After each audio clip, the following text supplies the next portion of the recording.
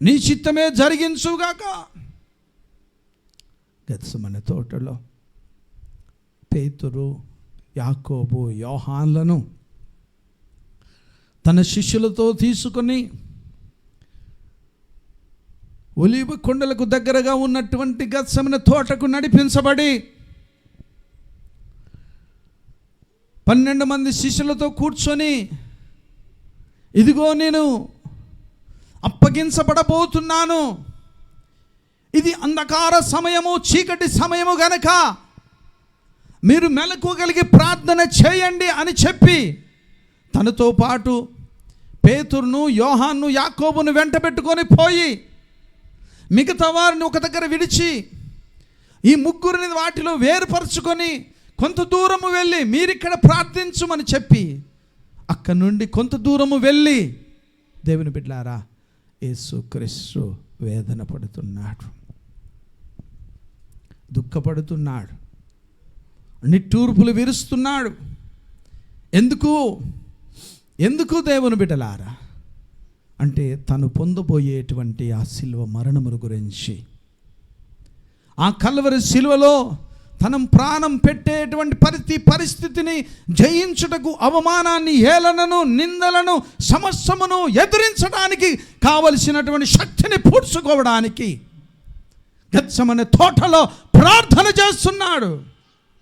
మనందరి శాపముల నిమిత్తము, మన పాపముల నిమిత్తము, దోషముల నిమిత్తము, అపరాధముల నిమిత్తము నా ప్రభుని యేసుక్రీస్తుల వారు గెత్సెమనే తోటలో మోకరించి ప్రార్థన చేస్తూ ఉంటే అపవాది తన దగ్గరికి వచ్చి, ఇదిగో యేసు, ఇదిగో నీతోటి తిరిగిన వారే, నీతోటి రొట్టెలు తిన్నవారే, నీతోటి ద్రాక్షరసము తాగిన వారే నిన్ను నిందించి, నిన్ను అవమానపరిచి, నిన్ను అప్పగించి వెళ్ళిపోతారు. నువ్వు భరిస్తావా? ఇదిగో చేతులు పెట్టి ప్రార్థించిన వెంటనే గుడ్డివాడు కనుచూపులు పొందాడే, చెవిటివాడు నువ్వు ప్రార్థించగానే వినగలిగే శక్తిని పొందాడే, కుష్టు రోగులను హక్కున చేర్చుకొని, కౌగిట చేర్చుకొని, తల్లికి దూరమైన, భార్యకు దూరమైన, పిల్లలు వెలివేసినా, లోకమంతా వెలివేసినా నువ్వు హక్కున చేర్చుకొని అతని కుష్టు రోగమును నయం చేసిన వాడే. చనిపోయినటువంటి లాజరును, చనిపోయినటువంటి ప్రతి వారిని నువ్వు ఒక్క మాటతో సెలవిచ్చి లేపినటువంటి వారే రాళ్ళు పట్టుకొని నిన్ను వెంబడిస్తారు. సుమా, దీన్ని దక్కించుకుంటావా? ఓర్చుకోగలుగుతావా? భరించగలుగుతావా అని యేసుక్రీస్తును వెంబడిస్తూ ఉన్నది అపవాది. దేవుని బిడ్డలారా, ఈ రోజున మనము కూడా ఎన్నోసార్లు ఆయన గాయాలు చేశాం, అయినా మన కోసం ప్రార్థన చేస్తున్నాడు. బిడ్డలారా, అయినా మన కోసం ప్రార్థిస్తున్నాడు ప్రభువు. మేలులు పొందుతున్నాం, కృతజ్ఞత కలిగి లేని వారిగా ఉంటున్నాం. ఉపకారాలు పొందుతున్నాం, ఉపకారానికి ప్రతి ఉపకారము చేయలేనటువంటి స్థితిలో ఉంటున్నాం. దేవుని బిడ్డలారా, దేవుడు నీ నుండి కోరేది ఏమిటి తెలుసా? ఆయన చేసిన మేలులు జ్ఞాపకం చేసుకోమని. లోకములో నిన్ను తన రక్తములో కడిగి నిన్ను తన సొత్తుగా చేసుకున్నాడే, సొత్తుగా చేయబడినటువంటి నేను ఈ లోకములో సాక్షిగా నిలబడాలని. ఇదిగో సాక్షార్థమైనటువంటి జీవితము నువ్వు కలిగి లేకుంటే, పరిహారము చేసినటువంటి, ప్రాయశ్చిత్తము చేసినటువంటి ఆ ప్రభుల వారు నిరంతరము దుఃఖపడుతున్నాడు. నీ కోసము, నా కోసము నేను మనవి చేస్తున్నాను. అపవాది వచ్చి అడుగుతున్నది గెత్సెమనే తోటలో, నువ్వు ఇది మోయలేవు, నువ్వు భరించలేవు అన్నప్పుడు, తండ్రి నీ చిత్తమే జరుగునుగా. కానీ దేవుని బిడ్డలారా, ఆ ప్రభుని యేసుక్రీస్తుల వారు ఆ అపవాదిని గద్దించి దాన్ని పారదోలి ఆ యొక్క తోటలో ప్రార్థన చేస్తుంటుండగా ఆ ప్రార్థనలో ఏమిటండి, చెమటకు బదులుగా రక్తము కార్చబడ్డది అని అంటుంది దేవుని వాక్యం. వెంటనే ఆ సమయంలో రక్తము కారుతుండగా మనందరి కోసం ప్రార్థిస్తున్నటువంటి యేసు క్రీస్తుల వారిని 12 మందిలో ఒక్కడైనటువంటి ఇస్కరియోతు యూదా, ఇదిగో ఇతడే క్రీస్తు, ఇతడే మీకు తలనొప్పి తెచ్చింది ఇతడే, మీకు నెమ్మది లేకుండా చేసింది ఇతడే, మీ ప్రభుత్వాన్ని మీ ప్రజలను ఇబ్బంది పాలు చేస్తూ తన వైపు తిప్పుకున్నటువంటి ఏమిటండి దేశద్రోహి ఇతడే అని ఇస్కరియోతు యూదా అప్పగించినాడు కేవలం 30 వెండి నాణాలకు. ఈ రోజున నువ్వు కలిగినటువంటి రక్షణను, నువ్వు పొందినటువంటి రక్షణ అనుభవాన్ని, నువ్వు కలిగినటువంటి సాక్ష్యాన్ని నువ్వు అమ్ముకుంటలేవా?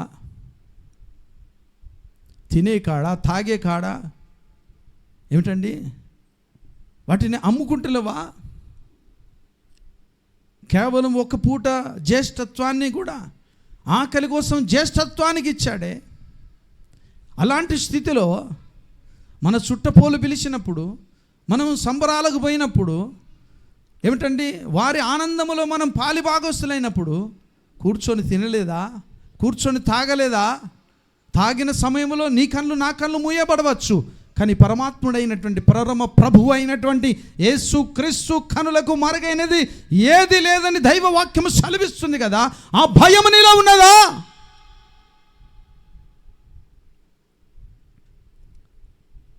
దేవుని బిడ్డలారా, ఇస్కరియోతు యూదా అమ్మాడు అని అంటున్నావు కదా. నువ్వెన్నిసార్లు అమ్మినావు? నీ సుఖము కోసం, నీ స్వార్థం కోసం, నీ మాట కోసం, నీ మెప్పు కోసం ఎన్నిసార్లు నువ్వు తప్పులు చేసినావు? ఎన్నిసార్లు యేసుక్రీస్తును పక్కకు పెట్టినావు? ఎన్నిసార్లు యేసు ప్రభువుకు సిలువ వేసినావు? మాటల ద్వారా, చూపుల ద్వారా, ప్రవర్తన ద్వారా, నడక ద్వారా, నీ జీవితము ద్వారా దేవుడు ప్రతిరోజు దుఃఖపడుతున్నాడని మర్చిపోతున్నావా? జ్ఞాపకం చేసుకోమంటున్నాడు ప్రభు. 30 రూపాయలకు అమ్మి యేసుక్రీస్తును పట్టించింది దేవుని బిడ్డలారా. వెంటనే వారు 2 చేతులు కాళ్ళు వెనుకకు గుంజి కట్టేసి యేసు ప్రభును ఏమిటండి యాజకుల దగ్గరికి తీసుకెళ్ళాడు అని మనవి చేస్తున్నాను. ఆ తదనంతరం తెల్లవారి గురువారం రోజు సాయంకాలము యేసుక్రీస్తుల వారిని బంధించి యాజకుల దగ్గరికి తీసుకెళ్ళి ఆ తెల్లారి పిలాతు దగ్గరికి తీసుకెళ్ళారు. బిడ్డలారా అంటున్నారు ప్రజలందరూ, హేయ్ హేయ్ వేయండి సిలువ,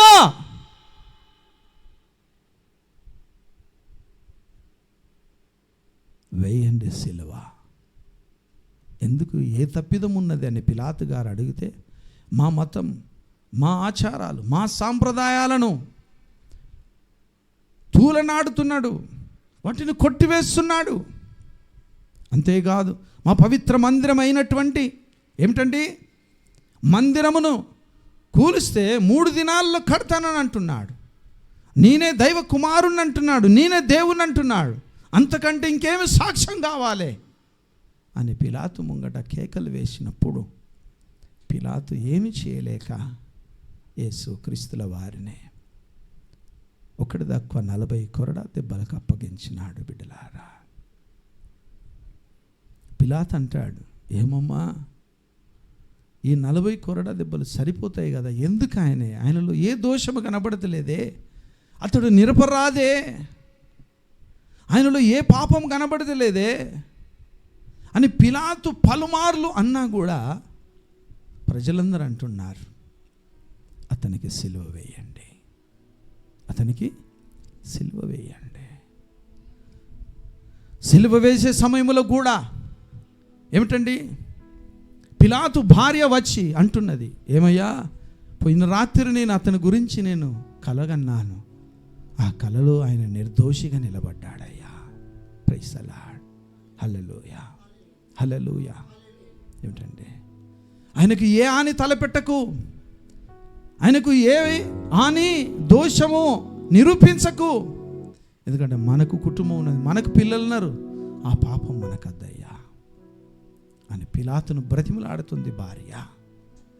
చూడండి దేవుని బిడ్డలారా, ఏ పాపము లేనటువంటి ఆ పరిశుద్ధుడైనటువంటి పరమ పవిత్రుడైనటువంటి ఆయన పుట్టుక, ఆయన జీవితము పరిశుద్ధమైనటువంటి జీవితం, అలాంటిది అతని మీద అసూయ పడి ఏమిటండి ఆయనకు సిలువ వేయమని పోరాడతారు దేవుని బిడ్డలారా.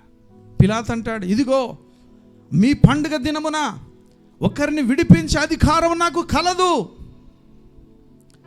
దేశద్రోహి అయినటువంటి, ప్రజలను దోచుకున్నటువంటి, ప్రజలను ఇబ్బందులు పాలు చేసినటువంటి, మమ్మల్ని ఇబ్బందులు పాలు చేసినటువంటి బరబ్బానున్నాడు. ఇదిగో ఇక్కడ నిర్దోషి అయినటువంటి, ఏ పాపము లేనటువంటి పవిత్రుడైనటువంటి పరిశుద్ధుడున్నాడు.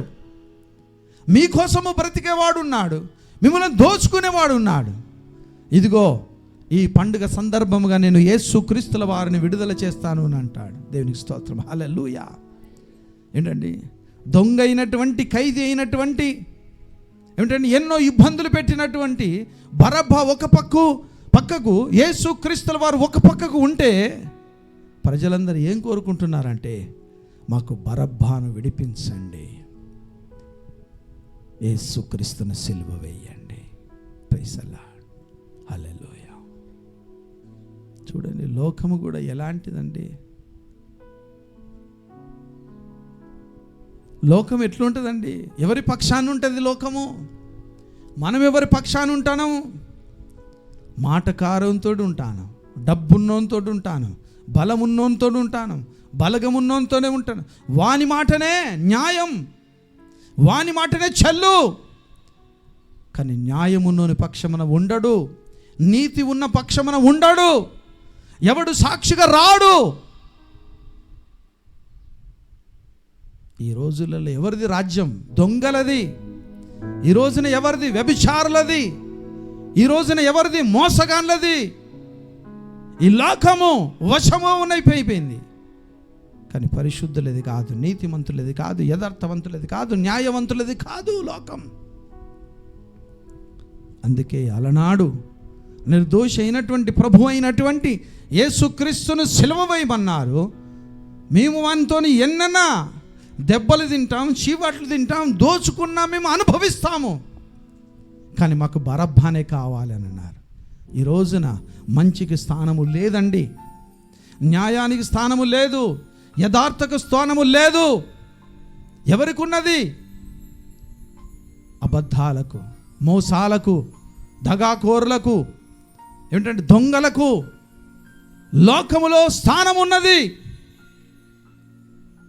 అందుకే ఆనాటి నుండి ఈనాటి వరకు కూడా ఎవరిని ఎన్నుకుంటున్నాం, ఎవరి పరిపాలనలో ఉంటున్నాం, ఎవరిని మెచ్చుకుంటున్నాం, ఎవరి వైపు నిలబడుతున్నాం అంటే దేవుని బిడ్డలారా, దొంగ అయినటువంటి బరబ్బా వైపే నిలబడుతున్నాము మనం. దేవుని బిడ్డలారా, పిలాతు మారు మాట మాట్లాడలేక అని అంటాడు, అమ్మా ఇదిగో ఈ పాపము, ఈ దోషము, ఈ నేరము నా మీద ఉండకపోవును గాక అని 2 చేతులు కడుక్కొని పిలాతు సిలువకు అప్పగిస్తాడు అని అంటున్నాడు. ప్రైజ్ ది లార్డ్, హల్లెలూయా, హల్లెలూయా, హల్లెలూయా, హల్లెలూయా, హల్లెలూయా, హల్లెలూయా, హల్లెలూయా, హల్లెలూయా, హల్లెలూయా, హల్లెలూయా. ఎప్పుడైతే 1:40 కొరడాలు దెబ్బలు తిన్న తర్వాత ఆయనను సిలువకు అప్పగించినాడో ఒక్కొక్కరు ఒక్కొక్క రీతిగా అవమానపరుస్తున్నారు. వెనుక నుండి గుద్దుతున్నారు, వెనుక నుండి తన్నుతున్నారు, ముందటి నుండి ఉమ్మి వేస్తున్నారు. సమస్తమును ఆయన ఎవరైతే మేలులు పొందారో, ఎవరైతే ఉపకారములు పొందారో, ఎవరైతే యేసు యేసు ఓసన్నా ఓసన్నా జయమన్నారో వారందరూ పిడికిలి పట్టుకొని అతని మీద బాధడం మొదలు పెడుతున్నారు. బిడ్డలారా, మోయలేనటువంటి ఆ పచ్చి మ్రానును భుజముల మీద మోసుకొని, తలపైన ముళ్ళ కిరీటమును పెట్టుకొని, ఆ యెరూషలేము వీధుల గుండా పడుతూ లేస్తూ పడుతూ, గురువారం సాయంకాలం పట్టబడినటువంటి యేసు క్రీస్తును, నిద్ర లేదు, పానము లేదు, త్రాగడానికి నీళ్లు లేవు, ఏమిటండి, రక్తపు మడుగులో ఉన్నటువంటి అతడు మురుగు వాసన వస్తూ ఉంటే అది భరించలేనటువంటి స్థితిలో ఆయన నిలబడుతూ చినిగిన వస్త్రములు వేసుకొని ఆ రక్తపు మడుగులో పడుతూ లేస్తూ వెళుతున్నాడు వీధుల గుంట యేసు క్రీస్తుల వారు. దేవుని స్తోత్రం కలుగునుగాక. Praise the lord. హల్లెలూయా, హల్లెలూయా. ఆయన అంటున్న మాట ఏమిటి తెలుసా? అమ్మలారా, అయ్యలారా, నా కొరకు ఏడవకండి. ఆ వీధుల గుంట ఆయన ప్రయాణము చేస్తూ ఉంటే, ఆయన రక్తము, ఆయన పాదాలు భూమిని తడుపుతూ ఉంటే, అపవిత్రమైనటువంటి మలినమైనటువంటి ఆ దేశమును తన రక్తము ద్వారా కడుగుతూ ఉంటే,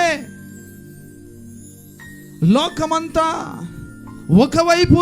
ఒకవైపు నిలబడి అట్టి అపవిత్రమైనటువంటి లోకాన్ని పునితము చేస్తూ ఉంటే, ఆయన రక్తము ఏరులై కాలువలై పారుతూ ఉంటే, ఆడవారు తన దగ్గర మేలు పొందినవారు, యేసయ్యా యేసయ్యా, ఎవరికయ్యా ఈ శిక్ష? మా కోసమేనా నువ్వు భరిస్తున్నదని ఆయన అంటూ ఉంటే, ఆయన అంటున్నాడు, అమ్మలారా, అయ్యలారా, నా కొరకు మీరు ఏడవకండి,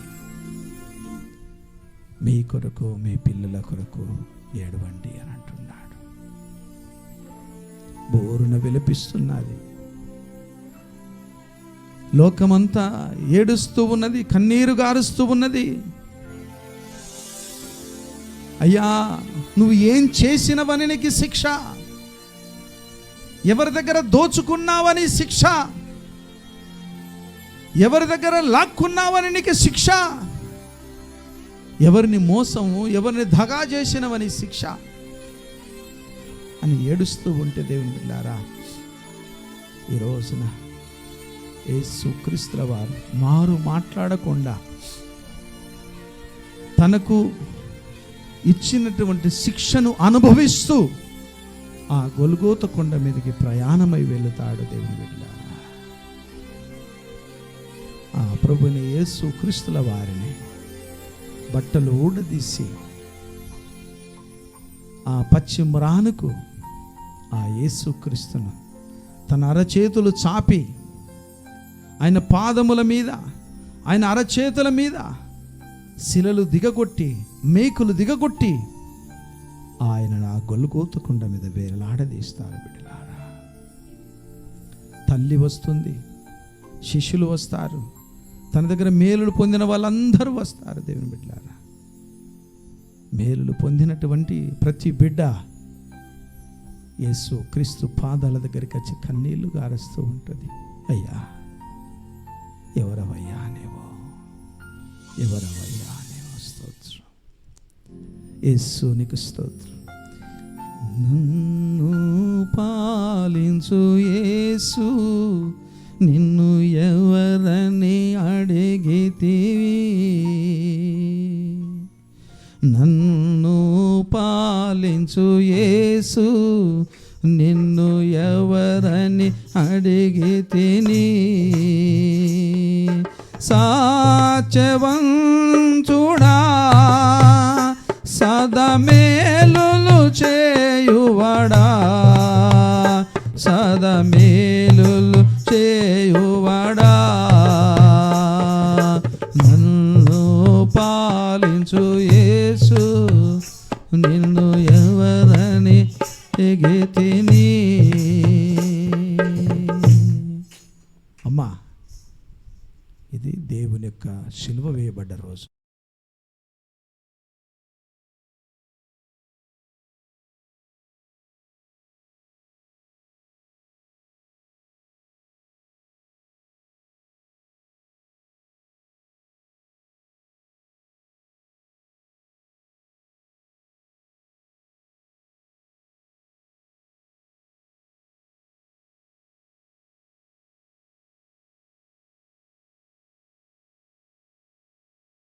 నాలో ఉత్సాహపరచువాడా, పరులు దూషించినప్పుడు నన్ను ఉత్సాహపరచువాడా, అటి భరింపబలమేచి దరి నన్ను చేర్చువాడా, వాటి భరింపబలమేచి మరి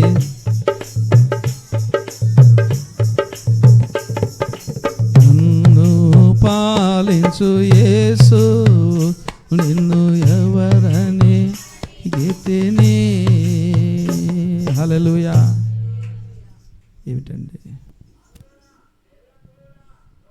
ఈరోజు మిమ్మల్ని ఏమనుకోదలుచుకోలేదు దేవుని బిడ్డలారా. ఎందుకంటే ఈరోజు యేసుక్రీస్తుల వారు చనిపోయిన రోజు.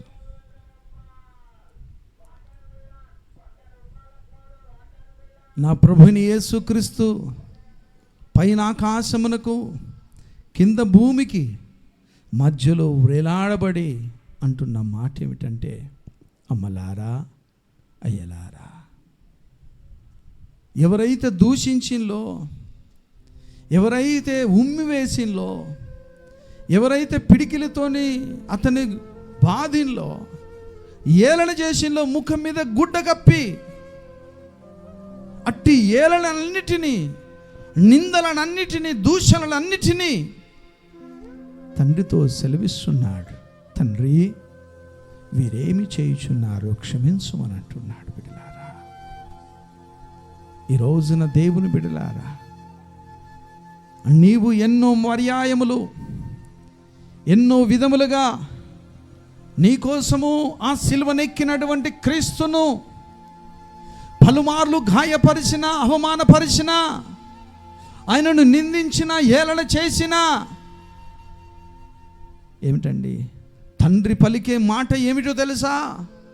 అయ్యా, వారు తెలవక చేస్తున్నారు, వారు అజ్ఞానములో ఉన్నారు, వారు అంధకారముతో మొత్తబడి ఉన్నారు, వారు ముసుగులో ఉన్నారయ్యా. నేను చేసిన త్యాగము, నేను కార్చిన రక్తము వ్యర్థము కాకుండా ఉండాలంటే ప్రభువా వీరిని క్షమించు తండ్రి. వీరేం చేస్తున్నారు వీరికి తెలియదు కనుక మీరు క్షమించుమని ప్రభుని యేసు క్రీస్తుల వారు దేవుని బిడ్డలారా ఆ కల్వరి సిలువలో ప్రాణం పెట్టాడు. దేవునికి స్తోత్రం. దేవుని బిడ్డలారా, జ్ఞాపకం చేస్తున్నది వాక్యం ఏమని? దైవ వాక్యములో ఎఫెసీయులకు రాసిన పత్రిక 5వ అధ్యాయములో 2వ మాట జ్ఞాపకం చేసుకుందాం ఒకసారి. ఏమనున్నది వాక్యము? క్రీస్తు మిమ్మల్ని ప్రేమించాడు. ఏమిటండి? దేనికట? పరిమళ వాసనగా ఉండుటకు మన కోసము తనను తాను దేవునికి అర్పణగాను బలిగాను అప్పగించుకొనెను. హల్లెలూయా, హల్లెలూయా. క్రీస్తు మనల్ని ప్రేమించాడు గనక. ఎవరిని ప్రేమించాడండి? మనల్ని ప్రేమించాడు గనక ఆయన ఏమంటున్నాడంటే, ఆ కల్వరి సిలువను నేను ఎక్కాను అంటున్నాడు. అనాది సంకల్పములోనే దేవాది దేవుడైనటువంటి తండ్రి మనల్ని ప్రేమించి తన ప్రియ కుమారుడైనటువంటి యేసు క్రీస్తును ఈ లోకమునకు పంపాడు. ఏదిగా అంటే గొర్రె పిల్లగా.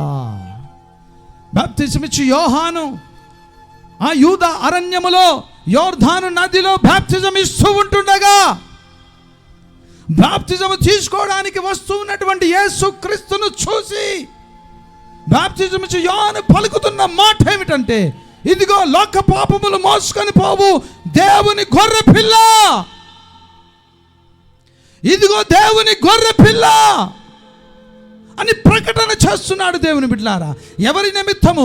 లోక పాపముల నిమిత్తము, సర్వ మానవాళి కోసము, లోక కళ్యాణార్థము, మనము చేసిన అపరాధముల నిమిత్తం, పాపముల నిమిత్తం, దోషముల నిమిత్తము ఇదిగో వస్తున్నాడు. వస్తున్నాడు. ఆయన క్రీస్తు. ఆనాడు ప్రవక్తలు ప్రవచించినటువంటి ప్రవచన కర్త అయినటువంటి యేసు క్రీస్తుల వారు వస్తున్నారు.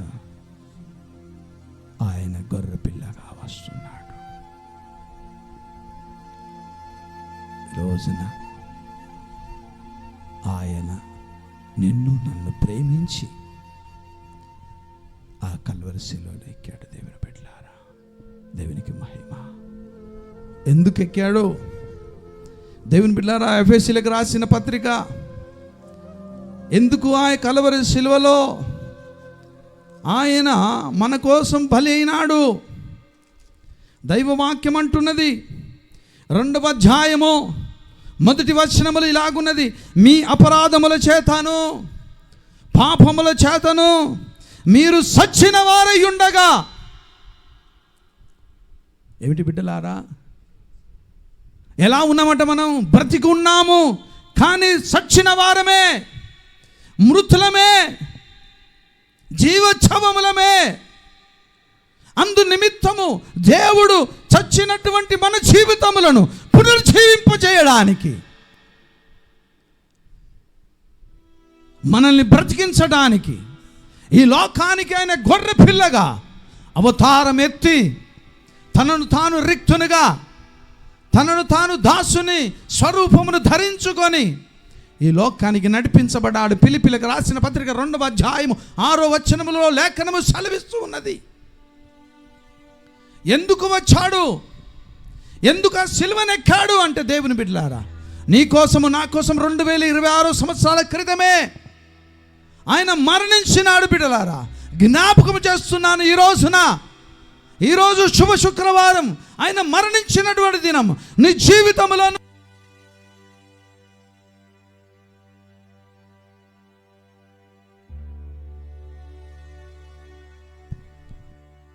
ప్రైజ్ ది లార్డ్, హల్లెలూయా. చచ్చినటువంటి నీవు బ్రతకాలని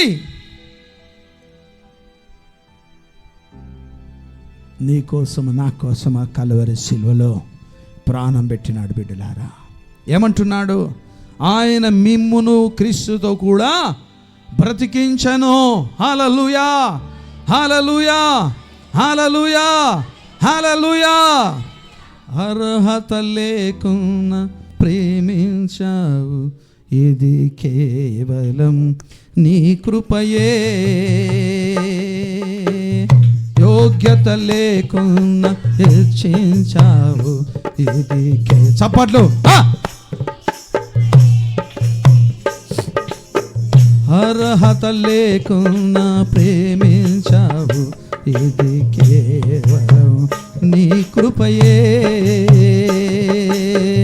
యోగ్యత లేకున్నా హెచ్చించావు, ఇది కేవలం నీ కృపయే. కృపయే, కృపయే, నేనేమై ఉన్నాను నీ కృపయే. కృపయే, కృపయే, నీ బ్రతికి ఉన్నానంటే కృపయే. కృపయే, కృపయే, నేనేమై ఉన్నాను నీ కృపయే. అవునయ్యా, యేసయ్యా, కృపయే. లోకము నన్ను ఆకర్షింపగా, అల్లరితనమున చుట్టూ చేరగా, ఓటమి నా బ్రతుకును ఏలన చేయగా, నీ కృపతో నన్ను బలపరచితివే. లోకము నన్ను ఆకర్షింపగా, అల్లరితనమున చుట్టూ చేరగా, ఓటమి నా బ్రతుకును ఏలన చేయగా, నీ కృపతో నన్ను బలపరచితివే. ఇంతగా నన్ను హెచ్చించుటకు